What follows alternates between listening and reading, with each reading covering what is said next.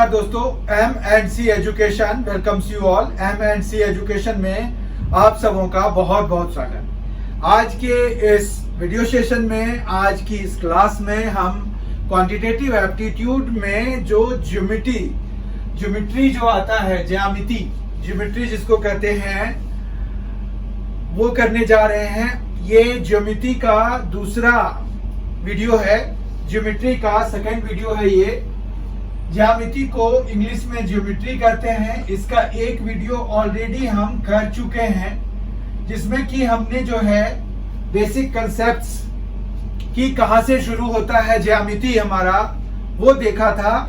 ज्यामिति बिंदु से शुरू होता है, इस बात की चर्चा की थी हमने। फिर बिंदुओं को मिला करके लाइन, रेखा बनती है, और उस रेखा में भी दो तरह के होते हैं। एक सीधी रेखा जिसको स्ट्रेट लाइन कहते हैं, और एक वक्र रेखा जिसको कि कर्व कहते हैं हम। तो वो सारी चीजें हमने डिस्कस करी थी।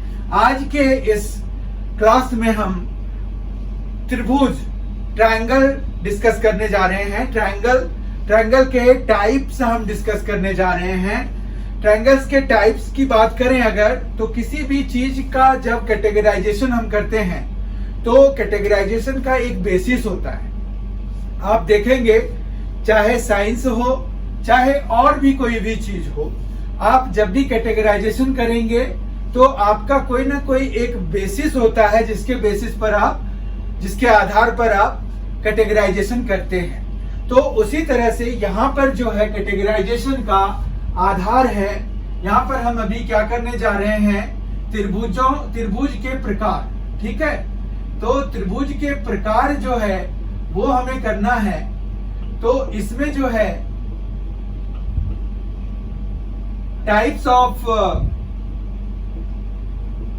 ट्रायंगल करना है।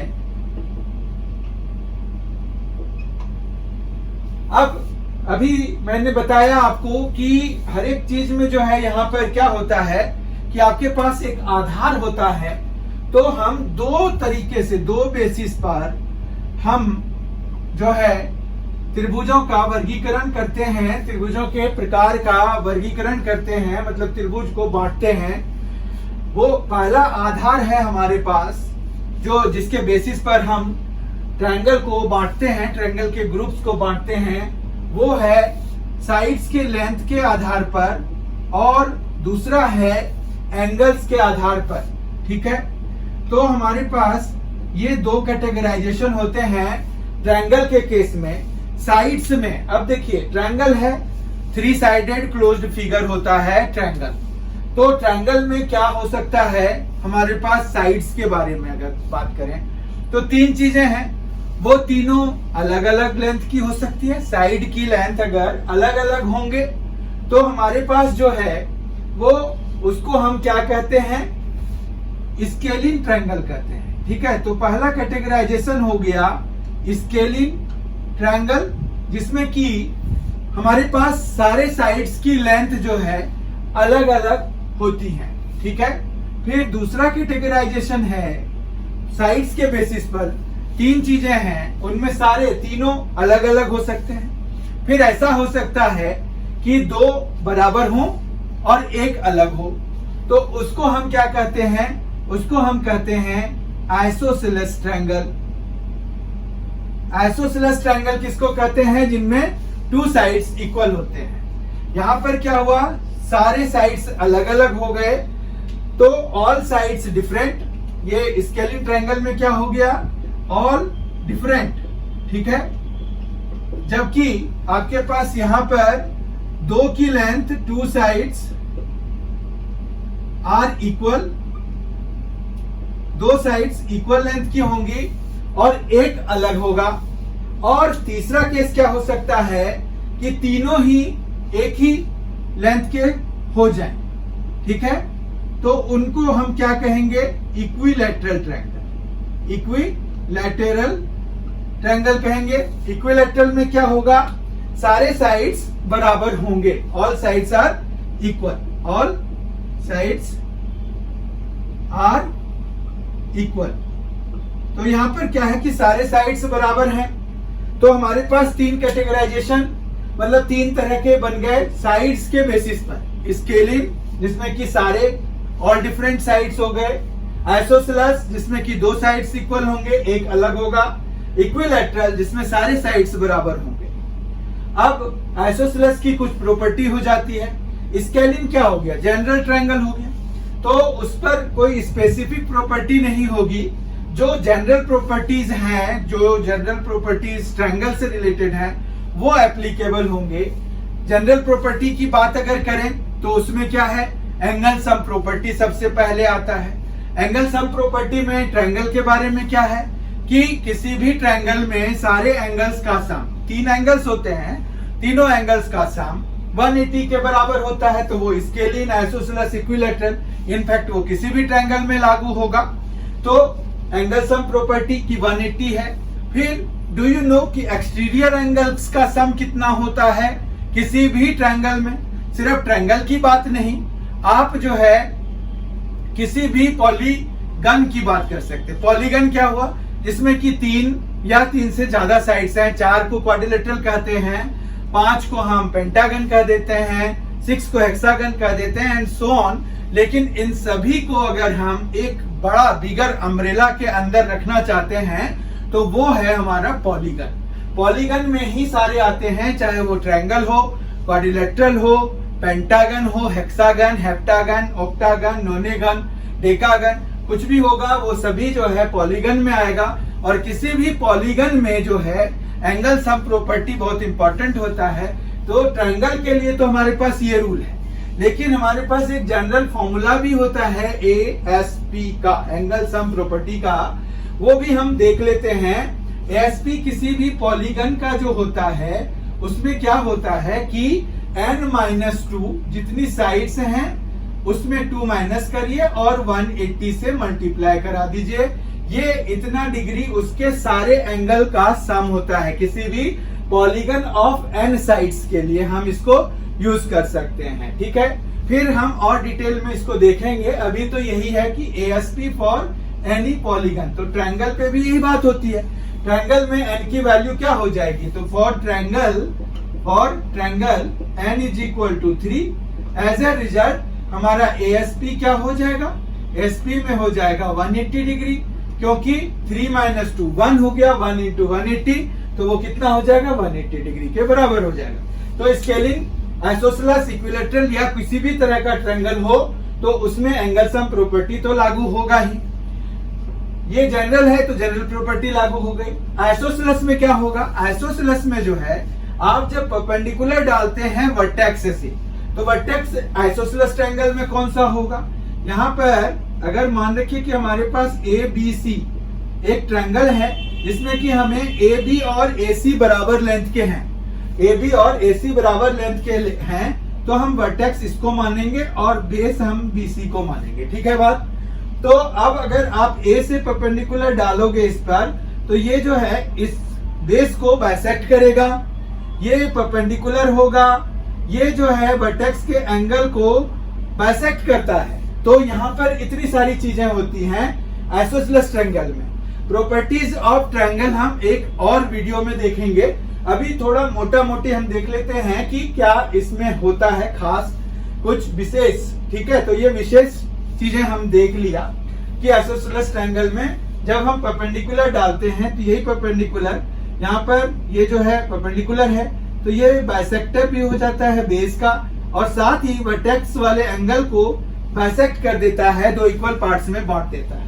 इक्विलैटरल ट्रायंगल में और भी बात होगी। इक्विलैटरल ट्रायंगल में क्या होगा कि आप किसी पर भी डालिए, क्योंकि यहाँ पर ये सारे बराबर हैं, इनकी एंगल्स भी सबके लेंथ, सारे एंगल्स के मेजरमेंट जो है वो 60 डिग्री ईच होंगे। इक्विलैटरल ट्रायंगल है, सारी साइड्स बराबर होंगी। कहीं पर से भी कहीं पर परपेंडिकुलर डालेंगे, मतलब किसी वर्टेक्स से किसी अपने सामने वाले साइड पर अगर हम परपेंडिकुलर डालेंगे तो वो इस एंगल को तो बाइसेक्ट करेगा ही, साथ में ये 90 डिग्री तो होगा ही, परपेंडिकुलर डाल रहे हैं, और वो इस साइड को भी बाइसेक्ट करेगा। तो ये इक्विलैटरल ट्रायंगल में किसी भी से करिए तो वो हो जाएगा, ठीक है। मतलब और दूसरा ये है कि ये कंकरेंट होते हैं हमारे, ऑल्टीट्यूड हो जाए या एंगल बाइसेक्टर हो जाए, क्योंकि इक्विलैटरल ट्रायंगल में एंगल बाइसेक्टर या जो ऑल्टीट्यूड है वो कोइंसाइड करते हैं, मतलब एक ही होता है। ठीक है, तो आप एंगल बाइसेक्टर खींचेंगे तो पता चलेगा कि वो आपका ऑल्टीट्यूड भी हो गया, ऑल्टीट्यूड खींचेंगे तो वो एंगल बाइसेक्टर का भी काम करेगा, दोनों सेम होते हैं। ठीक है, और इक्विलैटरल ट्रायंगल में हमने देख लिया कि ईच एंगल 60 डिग्री का होगा। ठीक है, इतना समझ में आ गया। अब जो है हम दूसरे टाइप का कैटेगराइजेशन देख रहे हैं, वो है कि एंगल के बेसिस पर कैसा कैटेगराइजेशन होता है।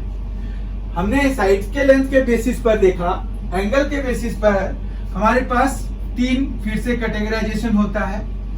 एक जो कि हमारे पास 3 एंगल्स हैं, उनमें से कोई एक एंगल ही आपका 90 से ज्यादा होगा या 90 के बराबर होगा, या फिर हमारे पास तीनों ही एंगल्स 90 से कम होंगे। तो हमारे पास ऐसा हो सकता है कि एक एंगल 90 से बड़ा है तो उस वाले को क्या कहते हैं, ऑब्ट्यूज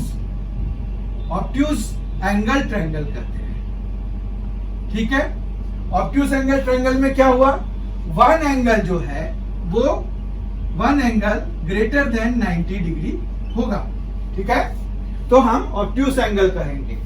फिर अगर हमारे पास एक एंगल 90 डिग्री के बराबर हो गया तो ऐसा एक ही एंगल के साथ हो सकता है कि वो 90 डिग्री से बड़ा हो या फिर 90 डिग्री के बराबर हो। तो जब 90 डिग्री के बराबर होगा तो उसको हम राइट एंगल ट्रायंगल कहते हैं। ठीक है, राइट एंगल ट्रायंगल में क्या हुआ कि वन एंगल जो है वो इक्वल टू 90 डिग्री होता है। ठीक है, और फिर हमारे पास एक होता है acute angle triangle. Acute angle triangle में क्या होगा, सारे angles less than all angles less than 90 degree होंगे। ठीक है, ये सारे एंगल्स जो हैं ऑल एंगल्स 90 डिग्री से कम होंगे, सबके वैल्यू 90 डिग्री से कम होंगे। जैसे ये देखिए इक्विलैटरल ट्रायंगल है, वो एक्यूट एंगल ट्रायंगल में आएगा। ठीक है, अब जिस तरह से इधर प्रॉपर्टीज है उसी तरह से उधर भी है कि सम तो खैर एएसपी तो सब पे लगेगा।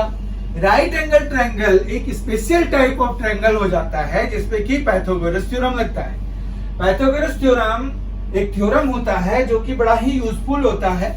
आप हाइट्स एंड डिस्टेंसेस में भी इसका यूज करते हैं।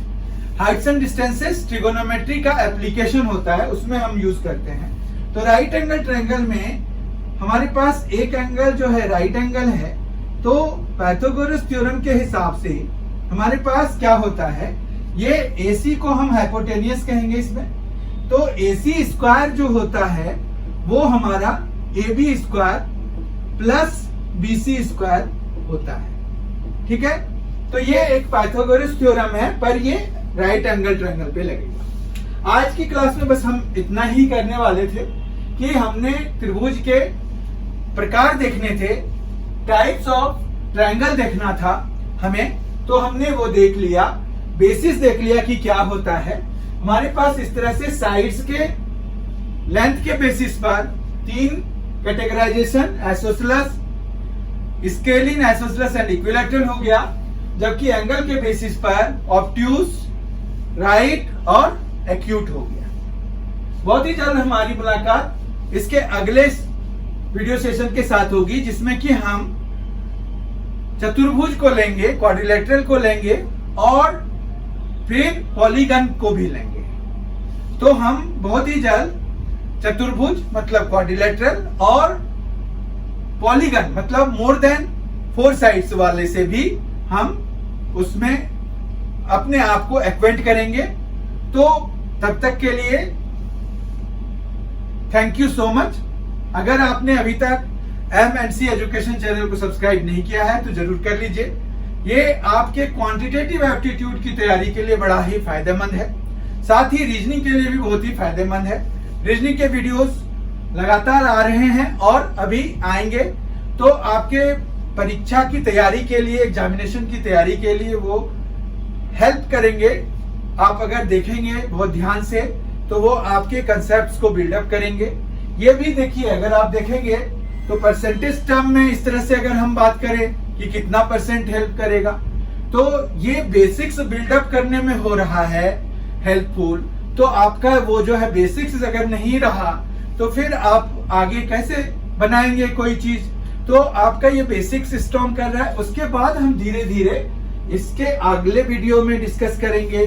तो इस तरह से आप देखेंगे कि आपका बेसिक्स के साथ साथ एडवांस वाली चीजें भी मजबूत हो रही हैं और आप क्वेश्चंस को अटेम्प्ट करने में, उनको सॉल्व करने में इतने हेजिटेंट नहीं होते हैं। और फिर आगे चलकर with little practice you will see कि आपके टाइम भी बड़े कम लग रहे हैं। तो आप M&C एजुकेशन को, YouTube चैनल को सब्सक्राइब जरूर कर लीजिए, बेल आइकन प्रेस कर दीजिए और कमेंट करिए कि आपको और ये वीडियो कैसा लगा और आप इसमें क्या इंप्रूवमेंट चाहते हैं।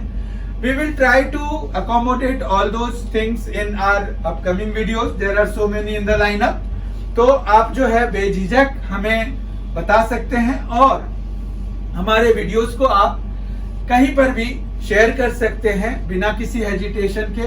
अपने स्टडी ग्रुप में कर सकते हैं अगर आपको कंफर्टेबल लगता है। And if you feel it worth तो तभी करिए, अगर इट डज नॉट वर्थ तो फिर नहीं करना चाहिए। ठीक है, बहुत ही जल्द हमारी मुलाकात अगले वीडियो के साथ होगी। Thank you so much for being with us. Thanks a lot. Enjoy yourself.